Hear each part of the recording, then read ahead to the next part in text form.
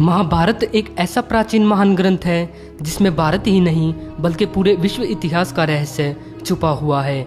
भारत में कई घटनाएं, संबंध, ज्ञान और विज्ञान से जुड़े रहस्य छुपे हुए हैं। महाभारत को धर्म और अधर्म के बीच हुआ इतिहास का सबसे बड़ा युद्ध कहा जाता है। प्राचीन समय से लेकर अब तक ऐसे कई प्रमाण मिल चुके हैं जो ये साबित करते हैं कि भारत के इतिहास में घटी महाभारत की घटना एक वास्तविक घटना थी। आइए जानते हैं कुछ ऐसी ही रोचक बातों को जो महाभारत के अस्तित्व को सच साबित करती हैं। महाभारत में आज के शहरों का उल्लेख। पूरी महाभारत में 35 से ज्यादा शहरों के बारे में जिक्र किया गया है जो आज भी मौजूद हैं। पुरातत्व विभाग के वैज्ञानिकों को इस बात के कई प्रमाण मिले हैं कि भारत और उसके आसपास के कई देशों का प्राचीन महाभारत में विवरण है। जैसे कि महाभारत में उल्लेख हस्तिनापुर आज के उत्तर प्रदेश का मेरठ जिला है और गांधार वर्तमान समय में अफगानिस्तान के गांधार शहर को कहा जाता है। ठीक इसी तरह श्री कृष्ण की द्वारिका नगरी भी आज के गुजरात में मौजूद है। महाभारत और रामायण की समानताएं। वैसे तो रामायण और महाभारत दो अलग अलग युगों में लिखी गई है और ये दोनों ही बिल्कुल अलग अलग युगों की घटनाएं थीं।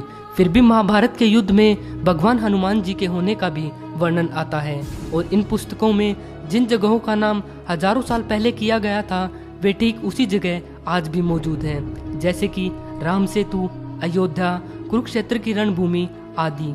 इसके अलावा अगर ये किताबें काल्पनिक होती तो इन किताबों में इतनी समानताएं नहीं मिलती।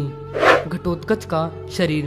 पुरातत्व विभाग के खगोलविदों को कुरुक्षेत्र के पास एक विशालकाय कंकाल मिला है जिसे महाभारत के कैरेक्टर भीम के पुत्र घटोत्कच का कंकाल माना जा रहा है। घटोत्कच भीम और राक्षसी हिडिंबा के पुत्र थे। महाभारत में घटोत्कच के आकार का ठीक वैसे ही विवरण है जैसे कि पुरातत्व विभाग को कंकाल मिला है। विशाल राजवंश। महाभारत कथा की शुरुआत राजा मनु से होती है और इस विशाल वंश के 50 से भी ज्यादा राजाओं के बारे में महाभारत में जिक्र किया गया है। राजा पांडु और धृतराष्ट्र भी इसी वंश से ताल्लुकात रखते थे। आप ध्यान से सोचिए कि अगर महाभारत कोई काल्पनिक कथा होती तो इसके लेखक इतने बड़े वंश के बारे में लिखने की बजाय सिर्फ 10 या 15 राजाओं के बारे में ही लिखते हैं और यह बिल्कुल भी संभव नहीं है कि किसी काल्पनिक घटना में 50 से भी ज्यादा राजवंशों का उल्लेख किया जा सके। कलयुग की सच्चाई। ऐसा उल्लेख मिलता है कि भगवान श्री कृष्ण ने अर्जुन को गीता का उपदेश महाभारत के 18 दिन चले युद्ध के दौरान ही दिया था, जिसमें उन्होंने कलयुग यानी कि वर्तमान युग के बारे में भी पूर्ण रूप से चर्चा की थी।